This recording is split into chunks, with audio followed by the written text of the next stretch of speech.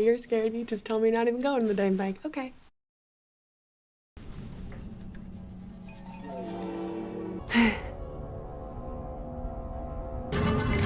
Get on the ground. Hands where I can see 'em. I'm sorry! Halo guys, Jack di sini. Mohon cerita film ini disimak baik-baik karena 99,9% orang yang menonton tidak bisa menebak akhir ceritanya. Dimulai dengan seorang pemuda yang tampak sedikit culun bernama Baron yang ditangkap dengan membawa banyak uang tunai setelah melakukan perampokan. Dia lalu dipenjara dengan keamanan maksimum.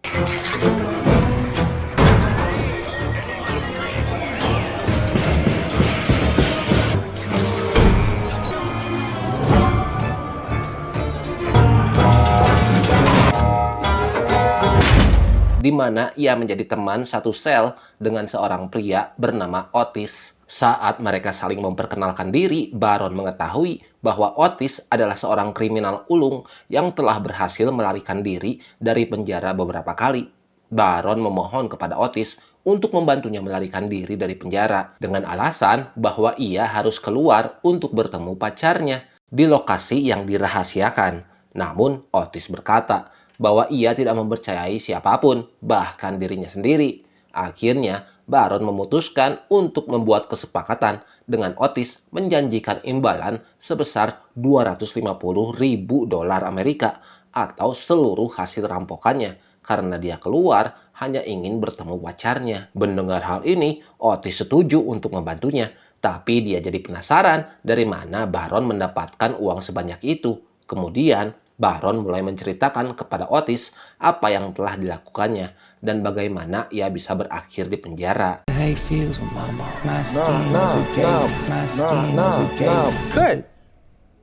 No once upon a time bullshit.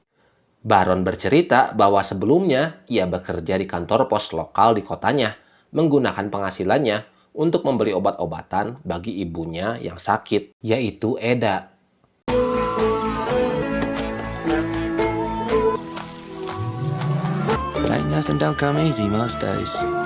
Sayangnya, Baron dipecat karena ia menolak untuk memotong rambutnya. Saat pulang ke rumah, Baron menemukan surat di kotak posnya yang menyatakan bahwa harga obat-obatan ibunya telah naik. Kemudian, Baron memberikan pil tersebut kepada ibunya dengan menggunakan kue bulan.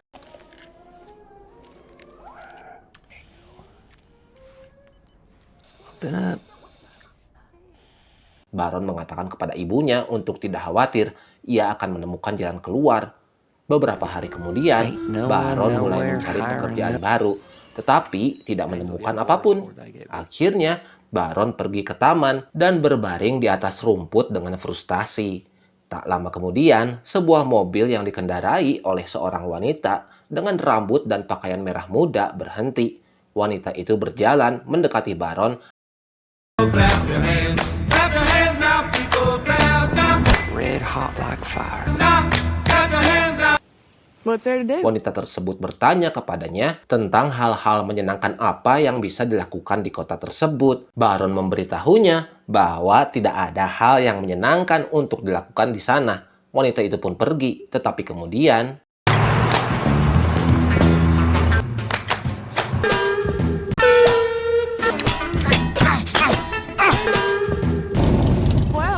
wanita itu lalu menggoda Baron karena dia bertingkah seperti bocah ketika ditinggalkan olehnya. Dan dia pun memperkenalkan dirinya sebagai Marmalade.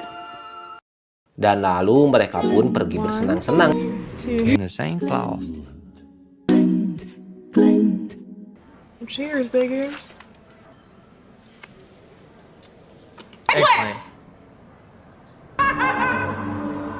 Marmalade mengungkapkan kepada Baron bahwa dia telah tinggal di panti asuhan hampir sepanjang hidupnya.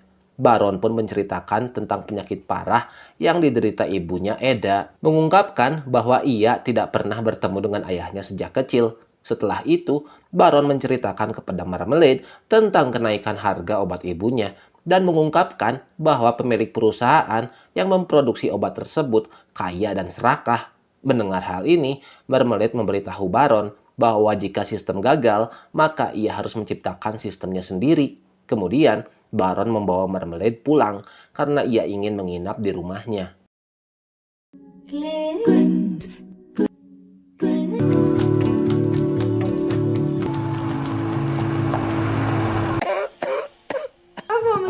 Dan keduanya segera mulai menjalin hubungan. Stop it, really? Oh my god, thank you.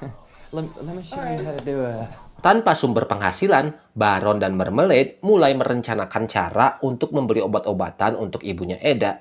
Let's rob a fucking bank. Karena tidak punya pilihan lain, Baron segera setuju. Dan mereka berdua mulai mencari bank di kota-kota lain. He didn't know nothing about robbing a bank. Come on! Right now? Count the cameras, how the teller windows are. Setelah memilih sebuah bank, mereka menggambarkan sketsa dan segera mulai merencanakan pergerakan mereka. Marmalade juga melatih Baron cara untuk menembakkan senjata. They're right there.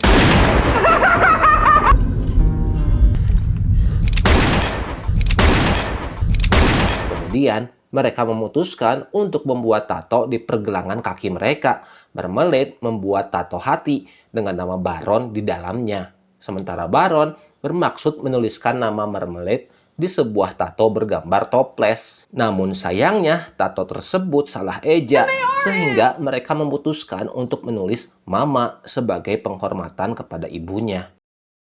Suatu hari, Baron menyadari bahwa beberapa pil ibunya hilang, dan keesokan harinya, ia bertanya kepada Marmalade tentang hal itu. Namun Marmalade mengabaikannya. Pagi itu, mereka berdua pergi berbelanja untuk perampokan yang telah direncanakan.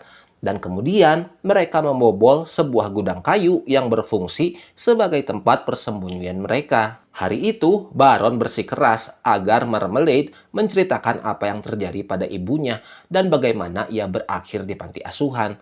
Meskipun ragu, Marmalade akhirnya mengungkapkan bahwa ia tidak lagi berbicara dengan ibu kandungnya karena ia tidak menyelamatkannya dari ayah angkatnya yang memiliki kebiasaan menguncinya di dalam kandang anjing, melakukan pelecehan, dan memukulnya dengan tongkat bersama dengan anak-anak angkat lainnya. Tak lama kemudian, mereka masuk ke toko untuk membeli topeng yang akan mereka gunakan dalam perampokan yang sudah direncanakan. Too fucking stupid. 3 Marmalades. You're on the fucking ground! Dan mereka melarikan diri dari tempat itu. Setelah itu, Baron merasa bersalah tentang keseluruhan kejadian perampokan tersebut dan menyarankan bahwa mereka bisa menjual beberapa barang untuk mendapatkan uang. Namun Marmalade meyakinkannya bahwa mereka hanya perlu satu perampokan besar untuk menjalani kehidupan impian mereka. Malam itu mereka mendengar Eda batuk dan Marmalade bersikeras untuk memeriksanya. Beberapa saat kemudian Marmalade berlari keluar sambil berteriak dan Baron masuk untuk menemukan ibunya sudah meninggal. Marmalade lalu bersikeras bahwa dia tidak tahu apa yang terjadi, mengklaim bahwa dia hanya keluar sebentar dan kembali untuk menemukan Eda sudah meninggal. Di penjara, Otis menghibur Baron yang berlinang air mata atas kematian ibunya dan menambahkan bahwa ibunya sendiri juga sakit selama sebagian besar hidupnya, mengungkapkan bahwa dia bahkan tidak yakin apakah ibunya masih hidup atau tidak. Dan Otis mengungkapkan kepada Baron bahwa ibunya tinggal di rumah masa kecilnya di Kingston, Jamaika. Tak lama setelah itu, mereka dipanggil ke ruang makan.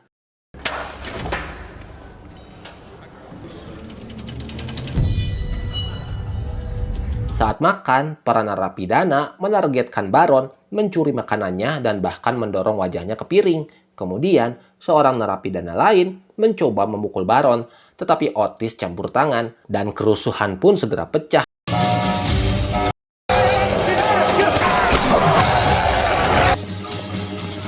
Setelah mereka keluar dari pandangan narapidana lain, terungkap bahwa Otis bukanlah narapidana, melainkan agen FBI yang menyamar dan bekerja untuk menangkap Marmalade yang telah dicap sebagai perampok berantai.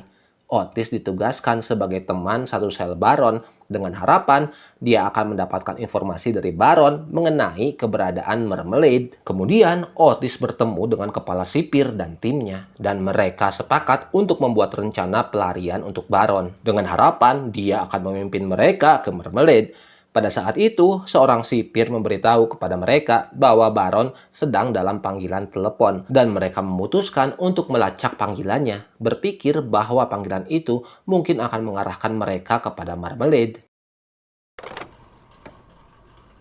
Is dumber than a box of crayon. I'm going back in. He doesn't talk. You know what? Kemudian Otis kembali ke selnya dan meminta Baron untuk melanjutkan ceritanya. Baron mengungkapkan kepada Otis bahwa setelah kematian ibunya, dia memutuskan untuk kembali ke kantor pos untuk mendapatkan pekerjaannya kembali. Namun Marmalade tidak setuju dengan hal itu dan mengungkapkan bahwa dia hamil anak Baron. We're gonna have a little. I'm fucking pregnant. Selanjutnya, Marmalade bersikeras agar mereka segera melakukan perampokan untuk membangun kehidupan yang lebih baik bagi bayi mereka yang belum lahir.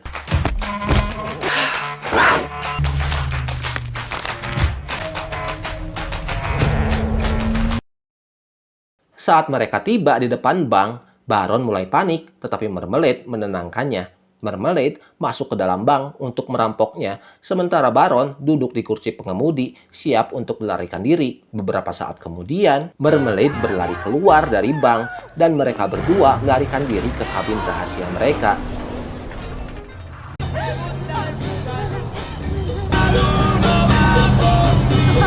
Marmalade merayakan keberhasilan perampokan mereka dengan menyebarkan uang di seluruh ruangan. Namun, Baron mengatakan kepada Marmalade bahwa uang yang dia curi jauh lebih banyak dari yang mereka butuhkan untuk memulai hidup baru. Dia bertanya bagaimana Marmalade bisa tahu begitu banyak tentang bank dan cara merampoknya. How come you know so much? But what? How'd you know that? I might have done this once before. Kemudian Marmalade meminta Baron untuk mengambil topeng dari mobil agar mereka bisa membakarnya. Saat mengambil topeng, Baron menemukan botol pil ibunya yang tersembunyi di mobil. Dengan marah, Baron menghadapi Marmalade dengan senjata, menuntut penjelasan mengapa dia menyembunyikan pil tersebut. Marmalade segera memohon kepadanya, bersikeras bahwa dia menyimpan pil tersebut untuk keadaan darurat dan bahwa dia lupa meninggalkannya di mobil. Pada saat itu, polisi tiba di luar kabin, mengancam akan masuk jika mereka tidak menyerah. Choice is yours. We gotta go inside, Nepal. Here, we're coming in. Baron menyarankan agar mereka menyerah dan meminta maaf. Tetapi Marmalade bersikeras agar mereka membagi uang dan bertemu di tempat favorit mereka pada pukul 3.30 sore keesokan harinya. Baron lalu setuju. Setelah itu, Marmalade pergi dengan setengah uangnya dan Baron menyerahkan dirinya kepada polisi. I'm sorry! Kembali di penjara, Otis meyakinkan Baron bahwa dia akan membantunya melarikan diri, tetapi meminta Baron untuk mengungkapkan lokasi tempat mereka akan bertemu dengan Marmalade. Namun Baron bersikeras bahwa tempat pertemuan itu adalah tempat rahasia dan berjanji akan menyerahkan $250.000 Amerika kepada Otis seperti yang telah mereka sepakati. Keesokan harinya, salah satu penjaga membebaskan Otis dari selnya untuk menyamar sebagai petugas laundry. Selanjutnya, Otis menyembunyikan Baron dalam keranjang laundry yang penuh dengan handuk dan spray. Namun, salah satu penjaga yang tidak tahu tentang rencana pelarian itu memutuskan untuk menghentikan Otis.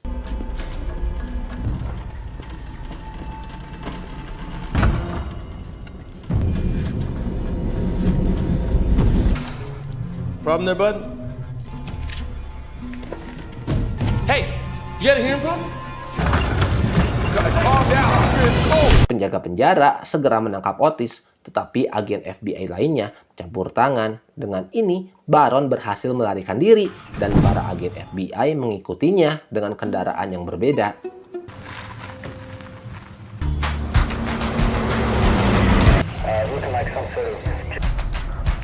APB is out. Pertama, mereka mengikuti Baron ke toko bunga di mana dia membeli bunga dan kemudian meletakkannya di atas sebuah makam yang diyakini sebagai makam ibunya Eda. Got to see his mama eat her one more time. Kedua, mereka mengikutinya ke toko es krim yang diyakini sebagai tempat pertemuan rahasia yang dia bicarakan karena mereka sering makan es krim bersama di sana. Be advised, location could be a nest egg. Setelah mobil Baron meninggalkan tempat parkir, mereka mulai mengikutinya sampai dia berhenti sebentar di tengah jalan. Namun, saat mereka bergerak untuk menangkapnya, mereka menyadari bahwa pengemudi tersebut bukanlah Baron maupun Marmalade. Oh, Christ.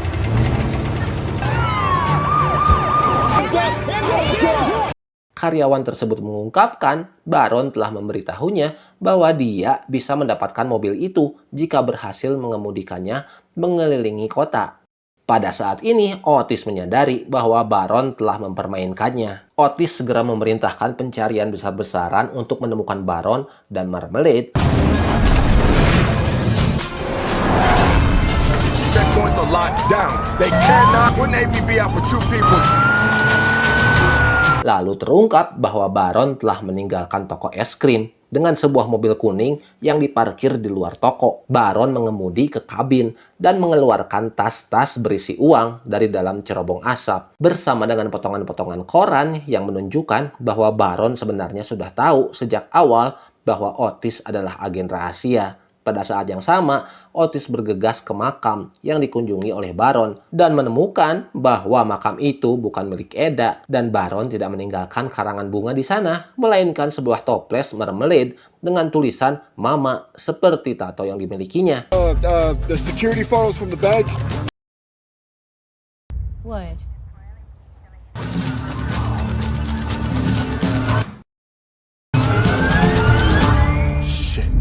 Dan segera menyadari bahwa pria culun bernama Baron itu tidak sebodoh itu. Dia menemukan bahwa perampok dalam foto memiliki tato yang sama dengan Baron. Akhirnya terungkap bahwa Marmalade sebenarnya tidak pernah ada. Semua perampokan dilakukan oleh Baron. No, I don't know what you're talking about. I got you. I know what you're talking about. Sementara itu, Baron memotong rambutnya, mengenakan gaun dengan wig pirang, dan berhasil melewati pos pemeriksaan polisi.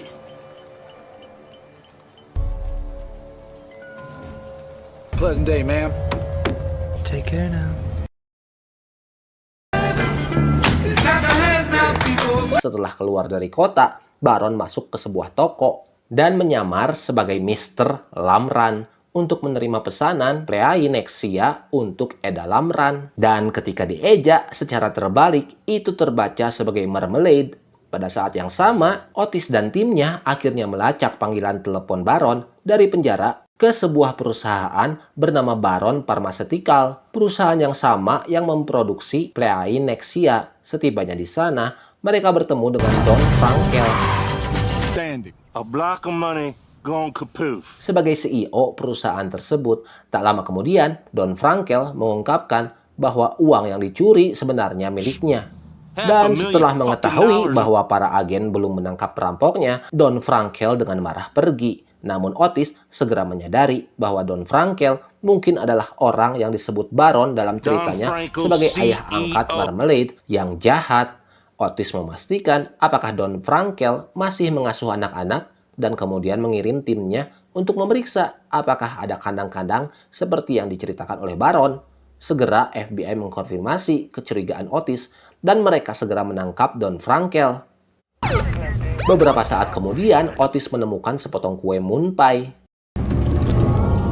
yang terselip di cermin samping kendaraannya dan segera menyadari bahwa Baron baru saja mengirim pesan lain dan bahwa dia mungkin berada di dekatnya baru-baru ini. Apoteker mengungkapkan bahwa Baron baru saja membeli seluruh stok Pleai Nexianya dan pergi untuk membeli tiket dari agen perjalanan terdekat. Otis pergi menemui agen perjalanan dan dia menyadari bahwa Baron telah meninggalkannya sebuah amplop. Di dalam amplop tersebut, Otis menemukan pesan dari Baron yang berbunyi, hidup hanya bisa dipahami dengan melihat ke belakang, tetapi harus dijalani dengan terus maju. I'm taking care of my mother. Must be live forwards. I hope you'll do the same. Otis juga menemukan bahwa Baron telah membeli tiket kelas 1 untuknya untuk pergi ke Jamaika agar Otis bisa mengunjungi ibunya sendiri. Keesokan harinya, Baron memarkirkan mobilnya di tempat parkir staf di sebuah panti jompo. Begitu masuk, dia mendekati perawat di meja resepsionis yang memberinya papan tulis dan kunci, mengungkapkan bahwa dia juga bekerja di sana. Baron pergi dari kamar ke kamar, membagikan obat gratis kepada para penghuni. Akhirnya, Baron mencapai kamar Eda, di mana dia juga mengisi kembali obat-obatannya. Setelah itu, dia masuk ke dalam kamar untuk bersamanya, sambil menawarkan sepotong kue bulan. Semoga kalian terhibur, terima kasih telah menonton, dan kita akan bertemu lagi di video selanjutnya. See you next time, bye-bye.